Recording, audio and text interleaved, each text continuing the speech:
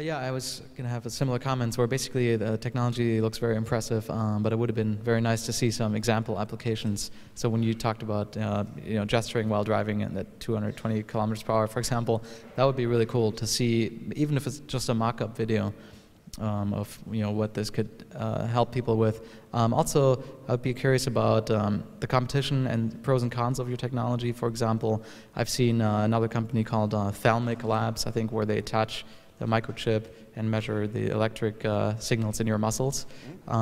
So for example, that might work better, let's say, in the dark. Yeah. So I would be curious, like, let's say you're driving at night, what happens then? I think GIFs have made a comeback, and I think they're fun, very low resource. That's probably why they put them on those news sites and stuff. Yeah, I think you've created a very clever solution. I'd be curious to see how the content owners react to it in the long term, but I think it's very clever because at least technically you're not violating anything, so that's pretty awesome. I'd be curious about if there are any technical limitations given your approach, because you basically have to stream everything from all the sites at the same time. It has to be very synchronized. Yeah. So I would be curious about if there's any limits on editing given that. So wondering if it's just Twitter that's being integrated. And also, since you're relying so much on Twitter, I feel like that might be a disadvantage for your business because there's nothing inherently sticky for your users, probably.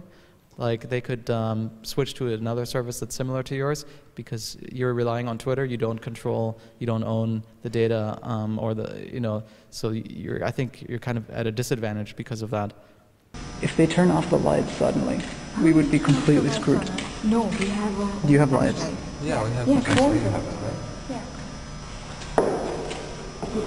The sort of idea behind the business is that you offer a service that's valuable to other people, and so if it's a really good service and people are saving a lot of time, or they're gaining a lot from using your service, then that implies it has a monetary value, right? And so, at least in our system of capitalism, when you can do something faster or you save time or you can be more productive, then there's you can attach a value to that. And so that becomes people's willingness to pay you for the service. Let's see, where does a good idea come from? I think it comes out of a personal need, like something that you're interested in, something that you are passionate about. And you say to yourself, wow, I wish I could do this, and then, so often you create things for yourself, so for me, oftentimes it's been something that I wanted to use for myself, and then I also thought other people might also like to use it.